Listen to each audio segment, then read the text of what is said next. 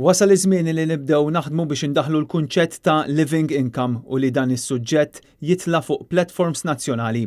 Dan għaliex il-ftit żidiet li saru sissa fil-pagu l-benefiċċji mhumiex biżżejjed biex iwieġbu għal bżonnijiet ta' min hu bidħul baxx ħalli jirnexxielu jgħix ħajja deċenti. Hekk stqarret l-Alleanza kontra l-Faqar meta ppreżentat sensiela ta' proposti għal Baġit 2020. L-Alleanza kontra l-Faqar temmen li għandu jiġi kkalkulat il-living income li jagħmel tajjeb għal bżonnijiet tal-ħajja deċenti.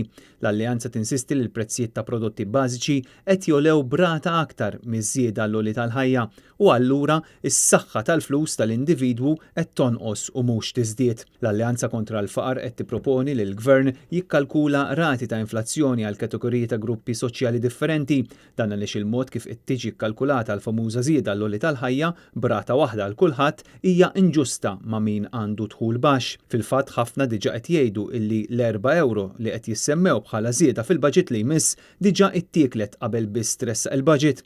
Fost il-proposti tagħha l-Alleanza qed titlob reviżjoni serja tal-bżonnijiet mediċi tal-pensjonanti u anke reviżjoni tal-pensjonijiet infushom. Dan apparti l-fatt li għal darb'oħra qed jipproponu illi t-tfal li jgħixu f'ambjent prekarju u mhux dinjitus għaliex l-omm ma tkunx taħdem dawn it-tfal ikunu jistgħu jmorru fiċ-child care centers bla ħlas. L-Alleanza kontra l-Faqar temmen li proposta bħal din tikkontribwixxi għal ħajja futura soċjali tagħhom.